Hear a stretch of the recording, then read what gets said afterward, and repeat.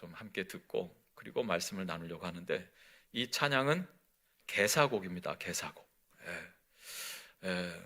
요단강 푸른 물인지 갈릴리 푸른 바다인지 노젓는 베드로, 이렇게 두만강 푸른 물에 개사한 곡이라 하는데, 여러분, 이 개사곡에 대한 의미는 제가 이따 오늘 말씀도 연관되는 것 같아서 말씀드릴 텐데, 아무튼 짧은 신앙의 고백과 함께 주님을 높이는, 세상 노래를 그리스도로 옷 입혀서 주님을 높이는 찬양으로, 우리 뜨거운 박수로 우리 정순복 권사님을 모시겠습니다.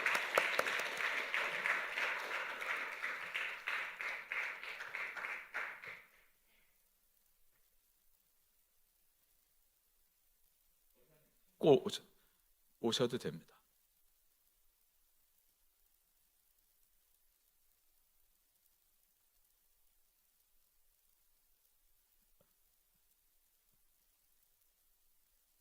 아버지. 우리 양 집사님도 와 계시고 손녀딸 윤지도 와 있는데 요 가운데로 오셔서.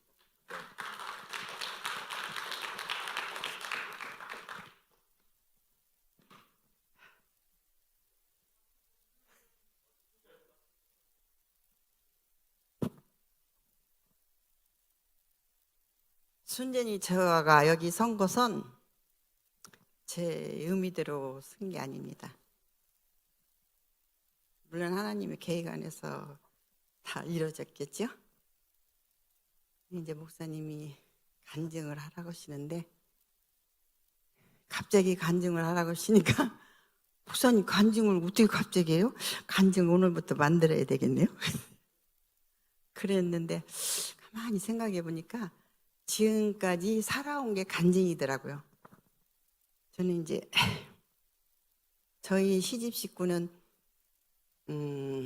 먼저 믿으셨죠. 순복음교회.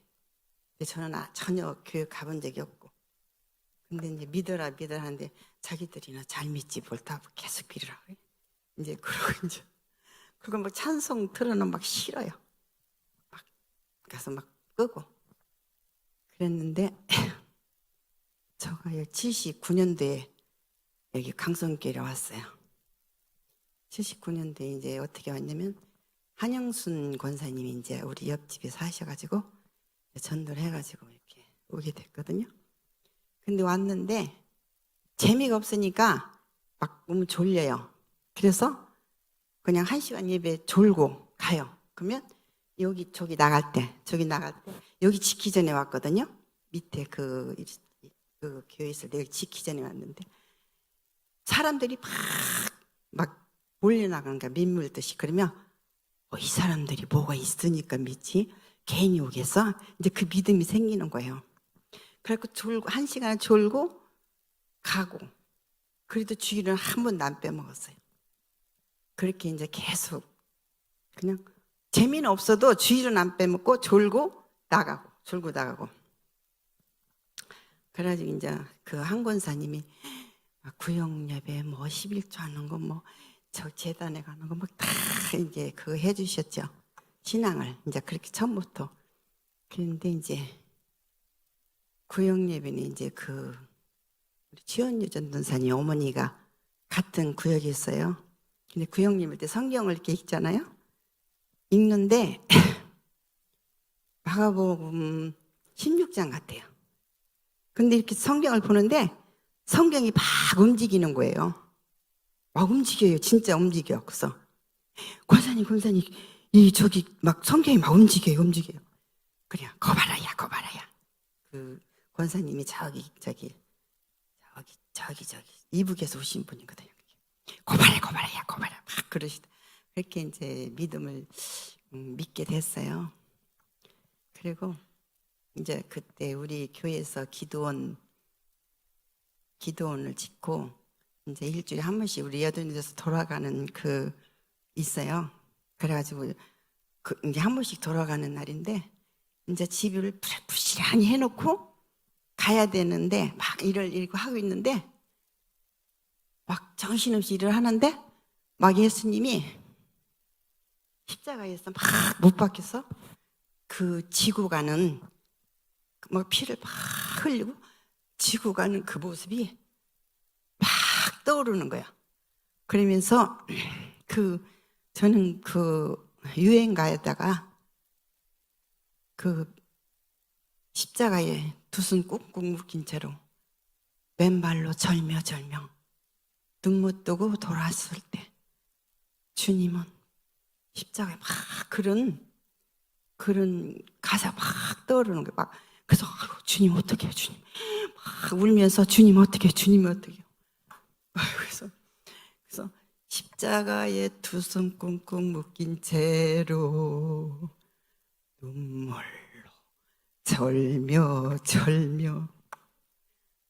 울고 가신 골고다 길 한마는 십자가의 길 그리고 막 울면서 그러고 갔어요. 그리고 이제 또 뭐냐면 우리 김창희 목사님이 이제 그 성경 공부할 때 제가 성경 공부 많이 했는데 이제 그때는 그 목사님이 유행가를 좋아하셔가지고 막 지적해가지고 유행가를 시키셨어요. 그래서 나도 이제 또 유행가를 하는데 딱 그 두만강이 떠오르더라고요. 그래서 거기다가 이제 한 거야.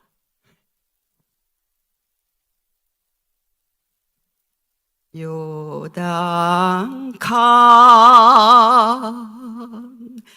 푸른 물에 노젓는 배들어오는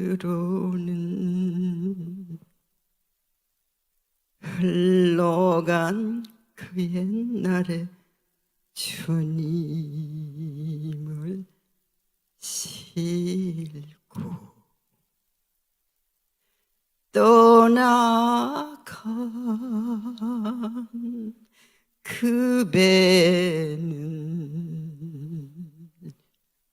어디로 갔소?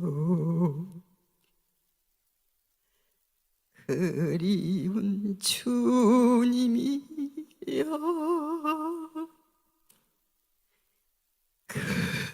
그리운 주님이여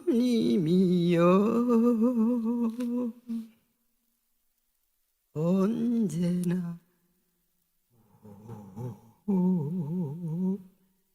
시에서 비베라 바닷가에 그물 싣는 배들어오는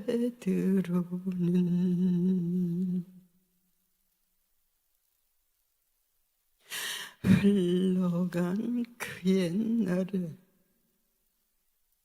주님을 싣고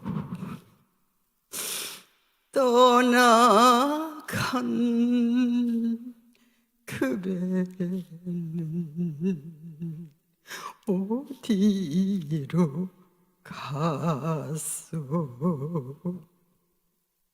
그리운 주님이여 그리운 주님이여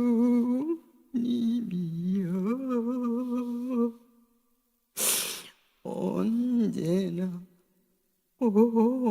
오시겠소? 감사합니다.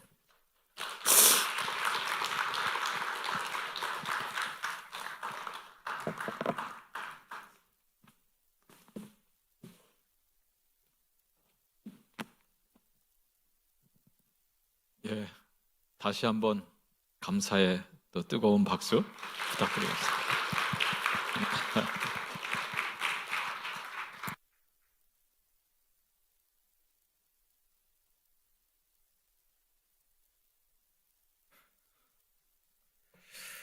히브리서의 4장의 13절인가요? 하나님의 말씀은 살았고 운동력이 있어 좌우의 날선 어떤 검보다도 예리하여 혼과 영과 및 관절과 곳을 찔러 쪼개기까지 하며 하나님의 말씀이 살았고 운동력이 있다.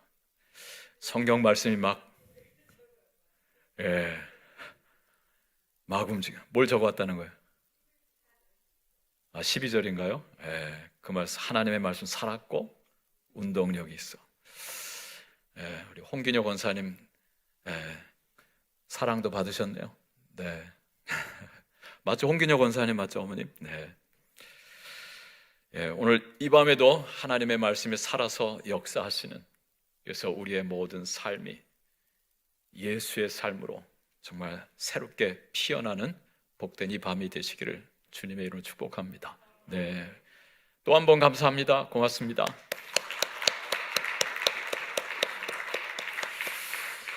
자, 이제 하나님 말씀 보겠습니다. 출애굽기 14장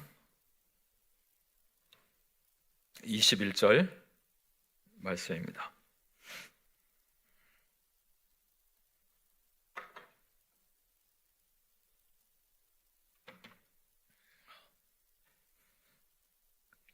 함께 읽겠습니다.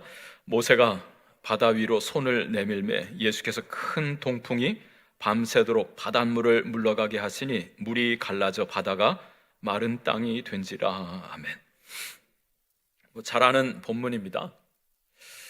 출애굽한 백성들이 홍해가 가로막혀서 또 좌우엔 비하이로 산들이 막고 있고 뒤에는 애국 군대가 추격해오고, 야, 여기서 우리가 죽나? 가나안 땅 가기는커녕 홍해도 못 건너고 여기서 그냥 죽는구나 싶어가지고 모세를 향해서 원망하고 돌을 들어 치려고도 하고, 이런 상황 가운데서 하나님께서 모세에게 부르짖어 엎드려 기도하는 모세에게 내 손에 든 그 지팡이를 저 홍해를 향하여 내밀라 하신 것이죠. 예. 그것과 홍해 바다 건너는 거 무슨 상관이 있을까 싶은데 주님은 말씀하시는 건 내 지팡이를 들라. 순종했고 바닷물은 갈라지고, 예, 밤새도록 동풍이 불어와서 땅이 마르고, 그래서 마른 땅 지나듯 그들이 지나가고, 그 후에는 애국 군대들이 이제 추격해 오는데 추격해 오지 못하도록 구름 기둥 불 기둥이 다 뒤로 물러가 가지고 가로막았잖아요. 벽이 되어 준 거죠. 다 건넌 뒤에 구름 기둥 불 기둥이 다 앞으로 움직이니까 이들이 막 추격해 오는데, 예, 그냥 바닷물이 그들을 다 수장시켜 버리는, 예, 출애굽기 14장의 내용입니다. 믿음이 무엇일까 하는 것을 오늘 말씀 속에 볼 때 믿음은 홍해를 향해서 지팡이를 드는 것이다 라고 하는 것을 우리가 보았습니다. 함께 다시 따라하겠습니다. 믿음은 홍해를 향하여 지팡이를 드는 것이다. 그 지팡이가 어떤 지팡이일까? 지팡이는 경험의 지팡이다 그랬었죠. 하나님께서 나의 경험, 내가 이제껏 살아오면서 경험했던 것, 그것들을 주님께서 통해서 일하신다라고 하는 거죠. 자, 지팡이를 들라라고 하는 그 지팡이는 모세의 지팡이죠. 지난 40년 동안 미디안 광야에서 장인 이드로의 양떼를 치던 지팡이입니다. 이제 나이가 80쯤 됐으니까 어쩜 양만 치는 게 아니라 내 몸을 지탱해주는 지팡이도 들 수 있어요. 근데 양 치던 그 지팡이를 바다를 향해 들라는 거죠. 여기서 우리 인간의 이성을 생각하면 하나님은 이상한 거예요. 아니, 바닷물 열리는 거하고 양치는 지팡이 무슨 상관관계가 있어요? 아무 상관없습니다. 지난주 말씀드렸지만 차라리 바가지를 주시든가, 바가지로 가서 한 바가지라도 좀 퍼서 올리라. 그럼 그만큼은 떠지는 거 아니겠어요? 지팡이는 떠지는 것도 아닌데 왜 이걸 들라 하시는 걸까? 하나님은 당신 일을 하시는데 참 우리의 인간의 생각과 이성으로는요, 이해할 수 없는 방법을 때로는 사용하십니다. 그래서 우리가 너무 이성에 둔해서도 안 되지만 너무 이성에 또 밝아서도 하나님의 일을 거스를 수가 있어요. 우리가 상식을 가지고 살아야 되지만 상식만으로 또 주님의 일을 할 수는 없습니다. 때론 초상식, 초이성적인 하나님의 생각을 붙들고 순종해야 되는 거예요. 그래서 말씀에 의지하여 내 생각과는 다르고 내 경험과 다르지만 내가 깊은 곳에 그물을 던지겠습니다 하고 던지는 거죠.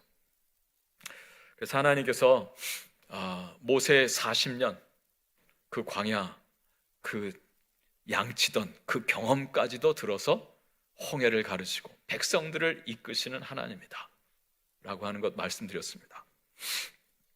자, 오늘 두 번째 말씀드릴 건 그 지팡이는 또한 임재의 지팡이다 라고 하는 것입니다. 함께 답니다. 임재의 지팡이.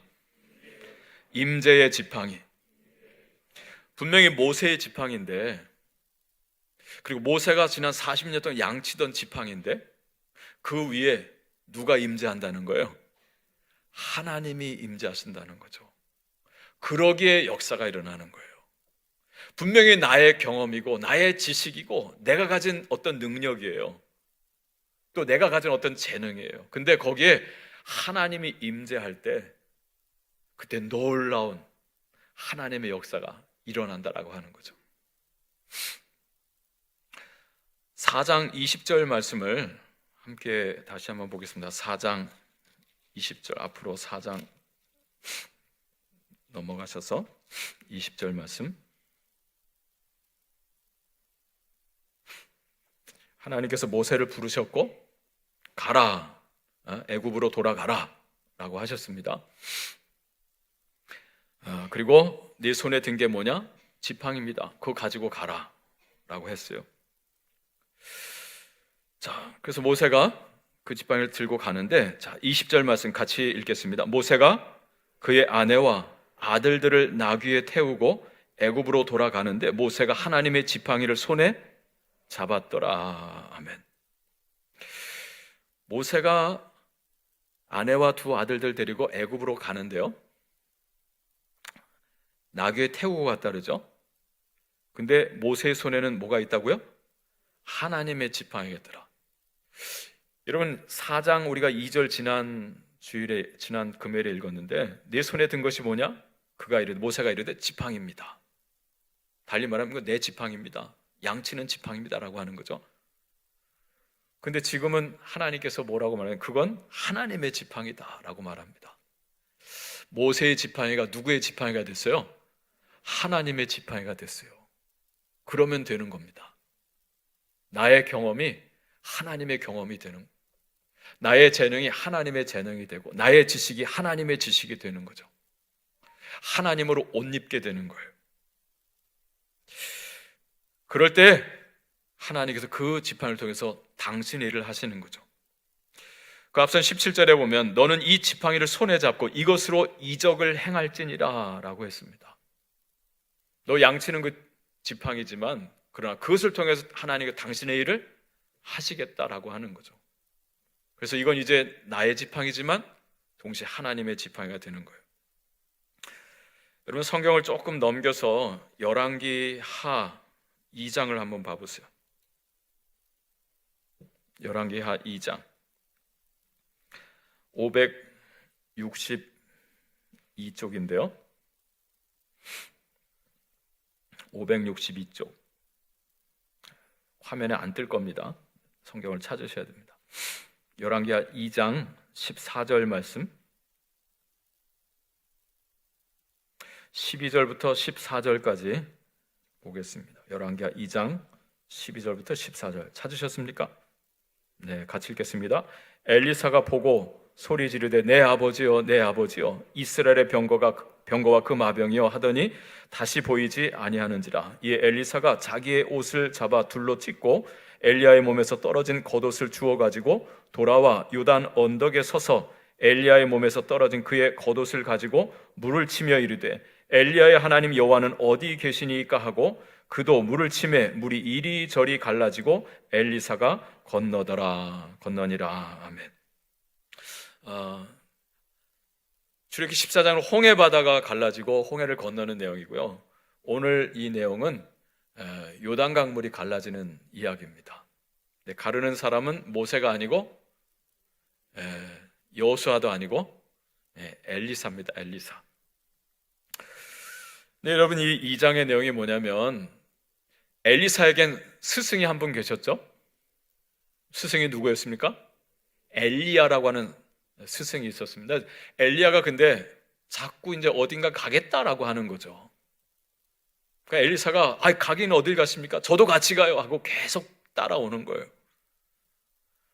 그래서 길갈부터 시작해서 베델, 그리고 뭐 여리고, 여기 요단강까지 지금 따라온 거예요. 엘리야가 요단강이 나타났을 때 그 겉옷을 벗어서 그 물을 쳤다 그러죠. 요단강물이 갈라지고 그 위를 건너갔습니다. 그리고 엘리야가 불말과 불병과 함께 해열이 바람과 함께 앞에서 하늘로 올라가 사라지는 거예요. 그리고 하늘에서 뭐가 떨어졌다 그랬죠? 엘리야의 겉옷이 떨어졌다는 거죠. 엘리야가 그것을 보고서 소리 지르되 내 아버지여 내 아버지여 이스라엘의 병거와 마병이여. 근데 엘리야는 다시 보이지 않아요. 근데 떨어진 건 뭐냐면 엘리야의 겉옷이 떨어졌어요. 자, 아무튼 엘리야가 이제 내 눈앞에서 사라지니까 그가 자기 옷을 찢었다 그래요. 여러분, 옷을 찢는다는 건 슬픔의 표현입니다. 여러분, 그동안 내가 사랑했고 내가 의지했던 나의 스승 엘리야가 이제 내 곁을 떠나게 된 거예요. 그때 이 제자 엘리사가 너무 슬퍼서 자기 옷을 찢었습니다. 저도 요즘 원로 목사님이 안 계시니까 너무 허전해요. 목사님이 그동안 계셔서 제가 기댈 수도 있었고, 목사님이 부족한 종에게 참 큰 바람막이가 되고 방패도 되셨는데 이제 방패도 없고 기댈 곳도 없으니까 모든 바람이 다 저한테 그냥 확 오더라고요. 전에는 목사님 가서 기댈 수도 있고 근데 이제 모든 바람이 다 오니까 이제 홀로 서야 되나 하는 이런 생각을 할 때 참 목사님이 아쉽더라고요. 조금만 더 계시지 왜 이렇게 일찍 가셨나 하는 마음 드는데, 엘리사가 그 마음이었을 거예요. 그동안 의지했던 사랑했던 엘리야가 사라졌습니다. 자기의 겉옷을 찢었습니다. 그리고는 그 떨어진 엘리야의 그 겉옷을 주워 가지고 그리고 요단 언덕을 지나서 그 요단 강물에서 그도 역시 엘리야의 하나님은 어디 계십니까? 엘리야의 하나님 어디 계십니까? 하면서 그 겉옷을 가지고 요단 강물을 쳤는데 웬걸요? 앞서서 엘리야가 당신이 그 겉옷으로 그 요단 강물을 쳤을 때 물이 갈라진 것처럼 지금 내 앞에서 물이 갈라지더라는 거죠. 이 말씀을 가지고 여러분 임재의 지팡이를 좀 설명드리려고 하는데요. 내 옷은 찢었습니다. 그리고 이제 저 위로부터 떨어진 엘리야의 그 겉옷을 내가 이제 취하게 된 거죠. 그리고 그 엘리야의 겉옷을 가지고 이 물을 내 앞을 가로막거니 이 물을 친 거예요. 그랬더니 이 물이 갈라졌습니다. 여러분이 정말 위로부터 주님께서 부어주시는 그 능력을 입을 수 있길 바랍니다. 할렐루야. 내 옷을 찢는다는 것은 이제 내가 죽고 나는 사라지고 그리고 이제 주님이 능력으로 내 가운데 임하는 거예요. 그 겉옷을 가지고 물을 쳤다라고 하는 거죠. 여러분, 모세의 지팡이입니다. 양을 치던 지팡이입니다. 근데 거기에 하나님의 임재가 임하게 되는 거예요. 하나님과 그곳에 함께 임하게 되는 거죠.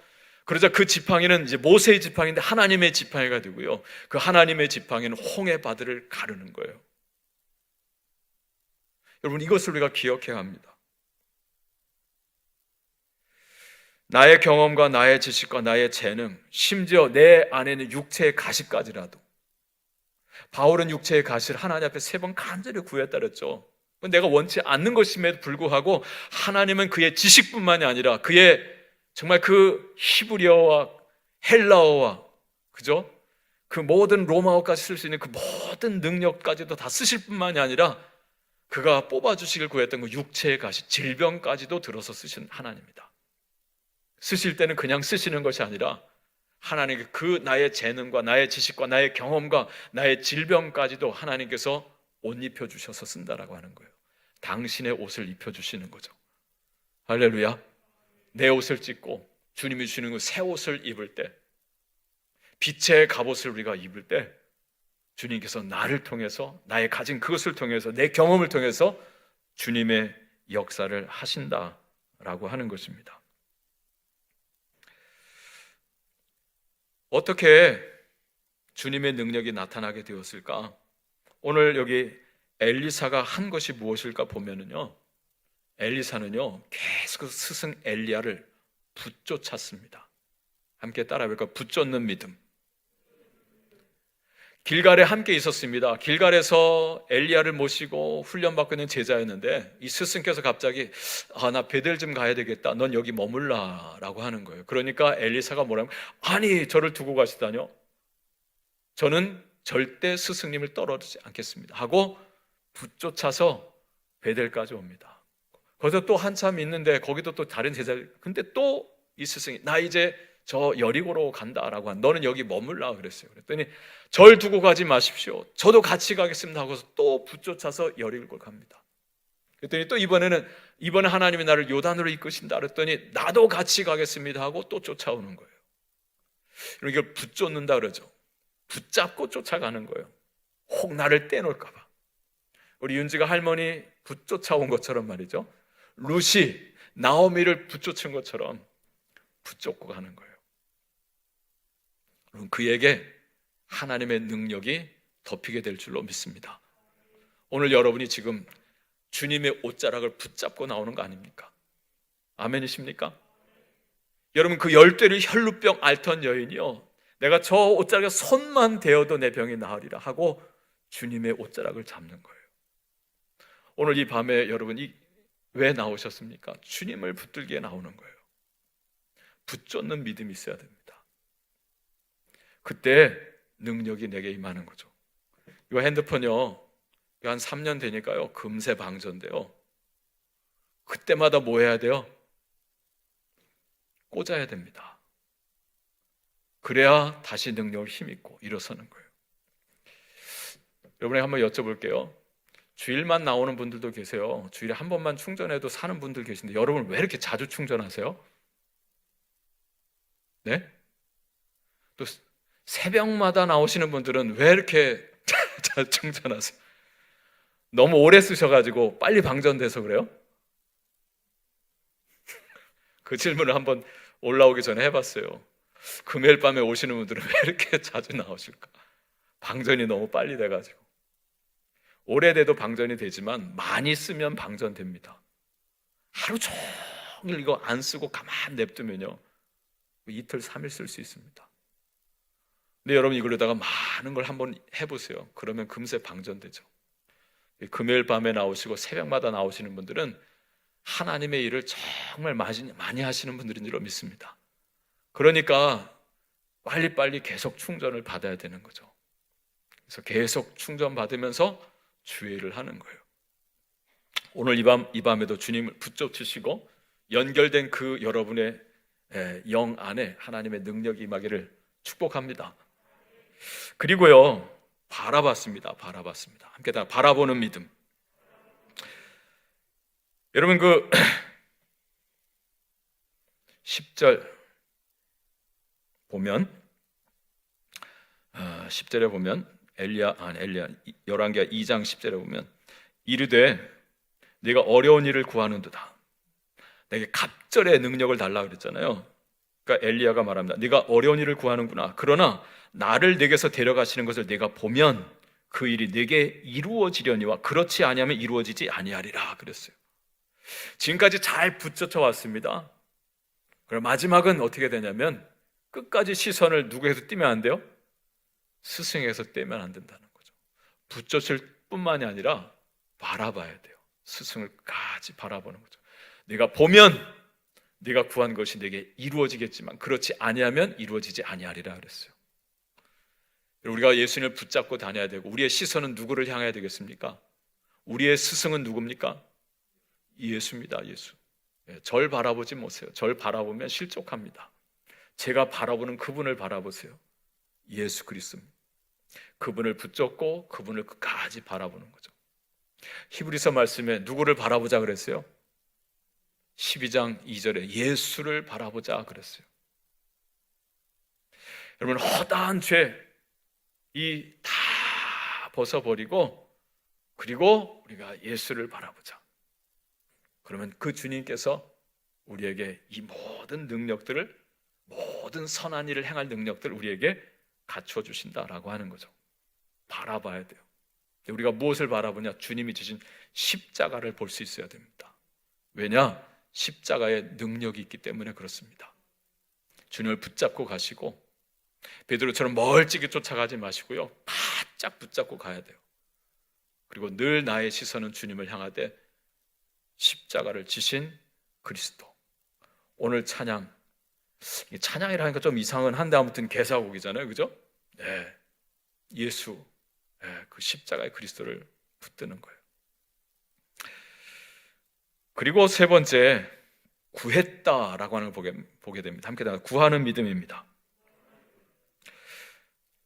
여러분 14절 말씀 다시 한번 읽어볼까요? 14절 말씀, 엘리야의 몸에서 떨어진 그의 겉옷을 가지고 물을 치며 이르되 엘리야의 하나님 여호와는 어디 계시니까 하고 그도 물을 치매 물이 이리저리 갈라지고 엘리사가 건너니라. 아멘. 겉옷을 가지고 물을 치면서 엘리야의 하나님은 어디 계십니까? 하면서 엘리야의 하나님을 구했습니다. 기도하는 거죠. 기도하는 자에게 하늘의 능력이 입히게 됩니다. 초대교회 성도들이요, 위로부터 능력이 입히울 때까지 이 성을 떠나지 말라. 오로지 기도하기에 힘썼다라고 했죠. 그들이 약속하신 그 위로부터 능력이 입힐 때까지 약속하신 것을 기다리면서 그들이 마가의 다락방에서 힘써 기도했습니다. 그래서 50일째 되는 그 오순절날 마가의 다락방에 성령이 임한 거죠. 임했는데 부어주셨다 그랬습니다. 그게 성령 충만인 거죠. 그래서 우리가 붙쫓아야 되고요, 주님을 바라봐야 되고 그 다음에 그 주님께 구해야 됩니다. 오늘 엘리사는 구하잖아요. 9절 끝에 보면 이르되 당신의 성령이 하시는 역사가 갑절이나 내게 있게 하소서. 거룩한 소원을 품었고 구했고요. 그리고 지금 이 요단강 앞에서 엘리야의 하나님은 어디 계십니까? 지금 나와 함께 하실 수는 없습니까? 엘리야와 함께 하셨던 것처럼 저와도 함께 해주시옵소서. 하나님 앞에 구했고 그 기도에 응답하셔서 주님이 그에게 능력으로 덧입혀 주시는 거예요. 오늘 여러분이 가지고 있는 경험이 무엇입니까? 여러분이 가지고 있는 은사와 또 지식과, 또는 여러분이 정말 바울처럼 하나님 이것만은 내게서 제해 주세요 하고 정말 뽑아버려 주시길 바라는 그 육체에 가시는 무엇이 있습니까? 그 어떤 것일지라도 하나님의 능력이 임하고 주님의 옷을 입게 되면요, 하나님 그것을 통해서 홍해도 가르시고 요단강도 가르시고 골리앗도 쓰러뜨리시고 그 오병이어로 5,000명을 먹이고도, 그리고 12광주를 남게 하시는 주님의 역사가 나타나게 되는 줄로 믿습니다.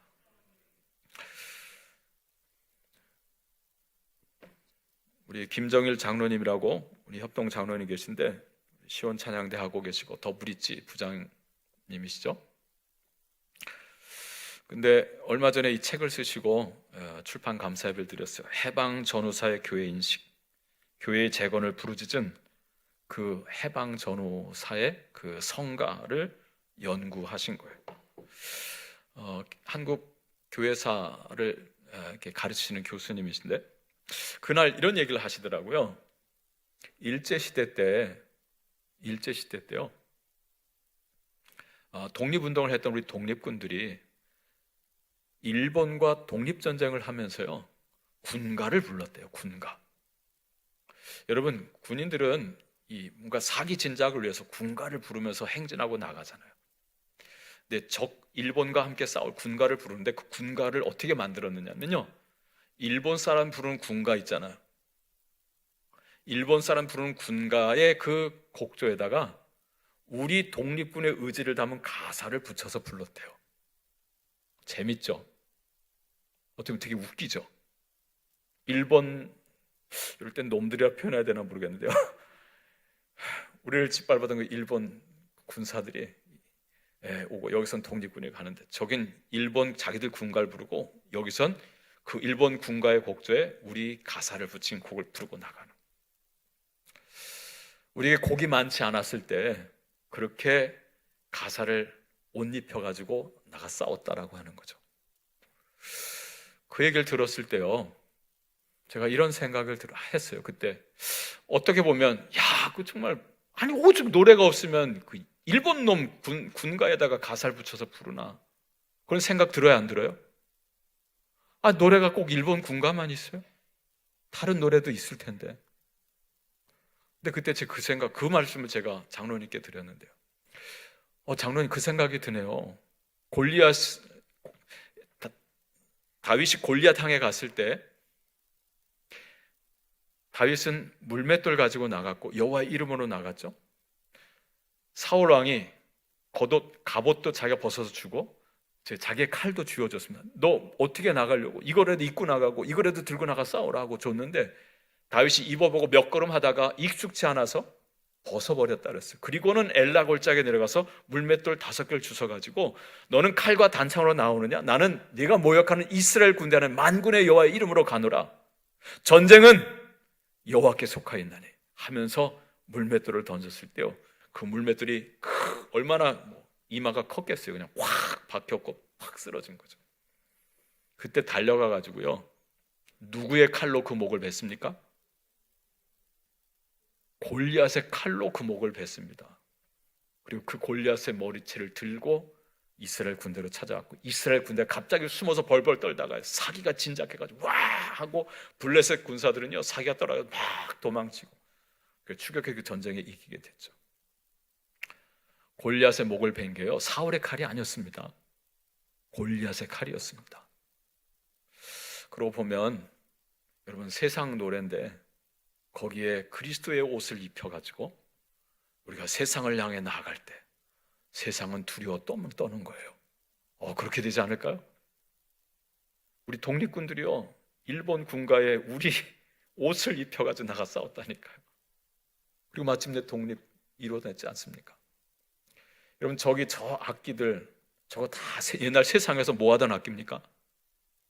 저거 다 딴따라입니다.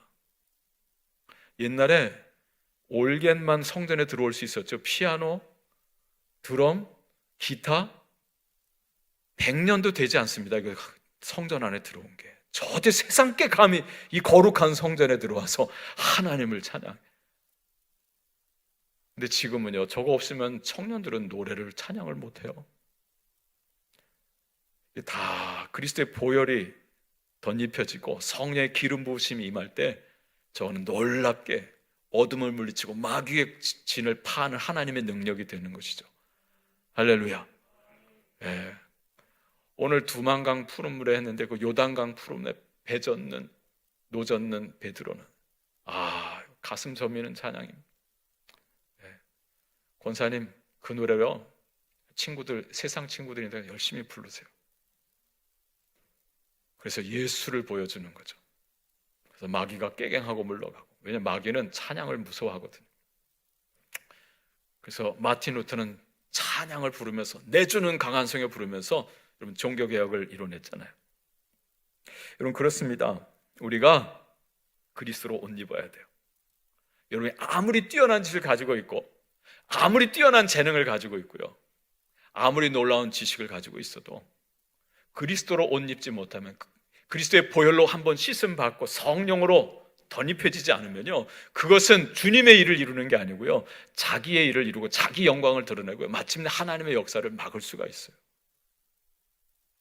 우리가 정말 철저하게 주의 제단에 드려져서 나는 죽고 그리고 내 안에 예수가 사는, 그건 다른 게 아닙니다. 그리스도의 보혈로 씻음 받고 성령의 기름 부음 받고 그 위로부터 능력이 입혀지는 거죠.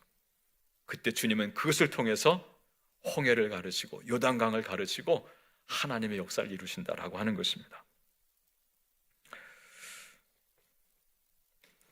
지지난 주중에 성내 이동에 동장님이 찾아오셨어요. 복지팀장님하고 또 주무관님 3분이 인사를 오셨습니다. 저희가 연말이 되면 풍납 1동, 그 다음에 우리 교회를 끼고 있는 3동이 있어요. 성내 이동, 천호 이동. 이 3곳에 저희들이 좀 보태서 쓰시라고, 어려운 사람 돈 쓰시라고 현금을 약 500만 원 정도 이렇게 나눠서 드립니다. 풍납동 300, 200, 200. 그걸 드렸더니 동장님이 연락이 왔어요. 한번 찾아가서 인사드리겠다고. 이걸 우리 윤정덕 장로님이 주관하고 계시거든요. 그래서 제가 아니, 많이 드린 것도 아닌데 뭐 또 찾아오신다 그러니까 정말 민망하잖아요. 근데 또 오신다고 하니까 그러면 약속 잡고 오셨어요. 세 분이 오셔서 정말 고맙다고 감사하다 그러더라고요. 그래서 제가 정말 부끄럽다 그랬습니다. 몇 푼 안 되는 거 드리고 제가 이런 말 여기까지 와서 인사해 주니 너무너무 죄송하다. 그랬더니 그분 하시는 말씀이요, 1년 동안 이렇게 우리가 뭐 이렇게 기부금 받아봤지만 최고로 많은 돈을 주셨대요. 광성교회가 최고로 많은 돈을 주셨다는. 그래서 아니 여기 사업장들이 꽤 되는데 그래도 어떻게 우리가 최고 많이 했다니까 200만 원 드리고 이 인사를 받는 게 조금 민망하더라고요. 근데 한편 감사해서 우리가 최고 많이 드렸다니. 그래서 직접 세 분이 오셔가지고 감사를 표하더라고요. 그래서 뭐 저는 이제 목사니까, 제 전공이 목사니까 뭘 물어보겠어요? 세 분께. 교회 다니세요? 그랬더니 다 길 잃은 양들이에요. 다 오래전에 뭐 군에 있을 때, 뭐 다 처녀 때, 학생 때 교회 나가 봤었대요. 지금은 교회 안 나가는, 그런지 벌써 한 10년, 20년 다 되신 분들이에요. 그러니까 이렇게 이제 갑자기 제가 이제 힘이 들어가잖아요, 그죠? 교회를 다녔다 하면 일단 조금 친밀감이 생겨요. 그래서 여러분 한 번이라도 전도해서 교회 와보게 하는 게 이게 얼마나 귀한지 몰라요. 그래서 제가 그분들께 그러면 제가 시간 한 10분 좀 내실 수 있어요? 그랬죠. 왜 일하시는 분들이니까. 그랬더니 괜찮대요. 좋대요. 그럼 잠깐 계시라고 하면서 제가 사형리를 다 꺼내서 드리고 사형리를 읽어드렸죠. 사형 읽어드리고 마지막 그림 2가지 놓고, 내가 주인인 거, 예수가 주인인 삶, 두가 딱 그러면 어떤 그림이 지금 여러분들의 삶의 모습이 다 예수가 내 인생 밖에 있고 내가 주인인 삶, 그 그림을 다 이겁니다 그러더라고요. 그러면 이제 나의 연약함을 알고 내려오고 예수님을 모시고 싶지 않으십니까? 라고 했더니 그 물음에는 이해해야 되는데 200만 원 받아놓고도 당신들이 먹는 건 아니니까 그러고 싶은 말을 안 하더라고요. 그래서 그러면 어떻게 예수님을 모실 수 있는지 내가 그 기도하는 법을 가르쳐 주겠다고, 그 다음 페이지가 이제 예수님 영접하는 기도에 관한 거잖아요. 예수님 감사합니다. 주님께서 오셔 십자가를 지심으로 내 모든 죄의 값을 치러주시니 감사합니다. 이제부터 내가 주님을 내 안에 모십니다. 이제 주님께 내 모든 삶을 맡기고 주님이 원하시는 사람이 되게 해주세요 하는 이 기도 문을 읽어주고 마음에 드세요? 그랬더니 마음은 든대요. 그럼 따라 하실래 했더니 또 입을 다물더라고요. 그래서 예수님을 영접하면 어떤 변화가 있는지 그 다음 또 쭉 페이지 넘겨가지고 그 5가지를 이야기해서, 예수님이 이제 여러분 밖에 있지 않고 영접한다면 약속하신 대로 여러분 안에 들어와 계실 것이고, 여러분의 모든 죄는 사함 받을 것이고, 여러분이 이제 영원한 생명 얻게 될 것이고, 그리고 이제 여러분의 삶에 하나님께 놀라운 역사, 풍성한 새 삶이 시작될 것입니다. 왜? 내가 주도하는 삶이 아니라 이제 하나님이신 주님이 주도하는 삶을 살게 되니까 분명히 다른 삶이 시작되죠. 그리고서 제가 기도해 드려도 되겠습니까? 했더니 예, 감사합니다 그러더라고요. 기도를 쫙 했죠. 했더니 옆에 있는 동장님이 개미 같은 목소리로 아멘, 아멘 하시더라고요. 속으로 기도하면서 기뻤습니다. 예, 어떻게 아멘은 기억하셔가지고요, 아멘 아멘 하시더라고요. 여러분, 제가 CCC에서 그래도 그 사형리 배웠기 때문에 그 순간 그 세 분에게 사형리 읽어주면서, 그리고 제가 기도까지 해주고, 그리고 꼭 가까운 교회로 꼭 나가십시오. 저희 교회까지 오시면 더 감사하겠지만 꼭 안 오셔도 좋으니까 가까운 건강한 교회 찾아 나가십시오 하고 제가 문 밖에까지 저 마당까지 나와서 인사하고 보내드렸어요. 잘했죠? 여러분, 다 내가 경험한 것, 배운 것, 그것이 그리스도로 옷 입을 때 그것을 통해서 주님은 주님의 일을 하시는 거예요. 내일 토토전에서 전도를 하는데, 지난 토요일 날 붕어빵 전도하시는 분이 세중앙교회, 안양 세중앙교회에서 오셨어요. 집사님 2분이. 근데 내일은 15분이 오신대요.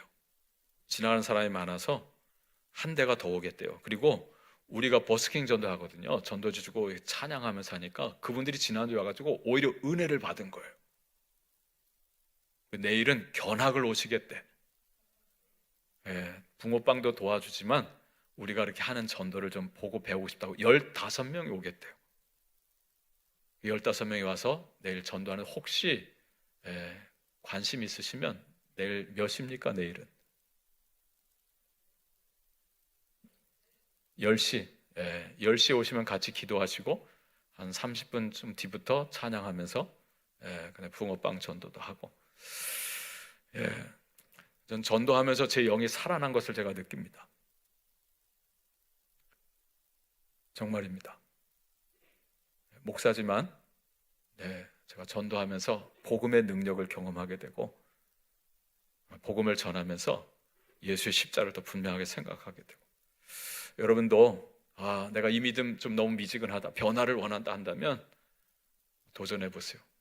전도하게 되면 가르치기도 합니다. 왜? 전도한 영혼을 먹이고 싶어요. 내 새끼 내가 젖 먹이고 싶잖아요. 먹이게 되고 가르치게 되고 훈련시키게 되고. 그래서 전도는 전도로 그치지 않습니다. 양육과 훈련으로 나아가고, 그러면서 세상을 변화시키는 하나님의 능력이 되는 거예요. 여러분이 가진 그 모든 것들이 하나님의 임재로 말미암아 능력의 지팡이가 될 수 있길 바랍니다. 세 번째 말씀하는 건 능력의 지팡이. 함께 답니다. 능력의 지팡이. 능력의 지팡이. 여러분, 그 홍해 바다를 통해서 주님께서 능력을 행하셨죠. 요한복음 14장 12절에 이런 말씀이 있습니다. 내가 진실로 진실로 너에게 이르노니 나를 믿는 자는 내가 하는 일을 그도 할 것이요 또한 그보다 큰 일도 하리니 이는 내가 아버지께로 감이라 라고 하셨습니다. 여러분, 주님이 하신 말씀입니다. 내가 진실로 진실로 너에게 이르노니, 거짓말이 아니다라고 하는 거죠. 나를 믿는 자는, 곧 당신을 믿는 자는 내가 하는 일을 그도 할 것이고, 예수님이 하신 일을 예수를 믿는 자가 하게 될 거라는 거예요. 근데 그 다음 말씀 더 놀랍습니다. 또한 그보다 큰 일도 하리니 그랬어요. 여러분, 우리가 어떻게 예수님이 하신 일보다 더 큰 일을 할 수 있을까요? 이는 내가 아버지께로 감이라 그랬어요. 여러분, 이 요한복음 14장 12절 앞뒤에 있는 말씀이 뭐냐면, 예수님께서 누구를 보내줄 걸 약속하셨습니까? 보혜사 성령을 보내줄 걸 약속하셨어요. 내가 아버지께 가면 도리어 너에게 유익이다라고 말씀하셨습니다. 왜? 약속하신 성령이 너에게 오실 것이다라고 하는 거죠. 그래서 우리가 성령을 힘입고 예수께서 하신 일을 할 뿐만 아니라 예수님이 하신 일보다도 더 크고 놀라운 일을 하게 되리라고 하는 거예요. 여러분, 예수님은 기껏해야 예루살렘과 유대와 사마리아와 저 두로와 시돈까지만 가셨습니다. 그러나 정말 예수의 십자가를 경험하고 성령을 받은 바울은 어떻게 했습니까? 그 두로와 시돈을 넘어서서 소아시아와 저 에게를 건너 유럽까지 가서, 그리고 마지막 저 서바나까지 가서 복음을 증거하죠. 여러분, 그게 바로 하나님의 이 약속된 말씀이죠. 여러분이 비록 정말 보잘것없는 나 같은 자가 무슨 어떻게 해요? 라고 할 수 있지 모르겠지만, 여러분이 정말 그리스도의 보혈이 여러분 가운데 덧입혀지고 여러분 위에 성령이 임하게 되면은요, 예수님이 하신 일을 하고 예수님이 하신 일보다 더 크고 놀라운 일을 할 수 있다라고 하는 거예요. 내 힘으로 하는 게 아닙니다. 내가 가진 그 모든 경험과 지식과 능력, 재능, 심지어 내가 원치 아니하는 내 삶의 상처까지라도, 나의 인생의 실패까지라도, 사람들이 내놓고 싶은, 숨기고 싶은 그 상처까지, 그 사마리아 여인의 그 상처도 주님을 만나자 그것이 능력이 되어서 세상을 주님께로 인도하는 힘이 되잖아요. 이것을 경험할 수 있는 우리 모두가 될 수 있기를 바랍니다. 오늘 함께 찬양할 곡은요, 예수 이름 높이세입니다. 세상에 우리를 힘들게 하는 많은 일들이 있지만, 그러나 우리가 예수 그리스도로 충만해서 주님의 이름을 높일 때 여러분 가운데 주님의 능력이 임하게 되고, 그 능력으로 우리가 세상을 깨우고 사람들을 살리고 또 주님의 나라를 세워갈 수 있을 줄로 믿습니다. 수많은 무리들 줄지어